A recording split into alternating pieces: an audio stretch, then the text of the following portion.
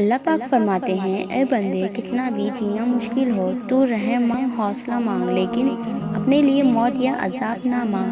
ایسے وہ کرتے ہیں جنہیں مجھ پر یقین نہیں۔ میں تو پتھر میں بھی کیڑے کی مدد کرتا ہوں، تو پھر بھی انسان ہے۔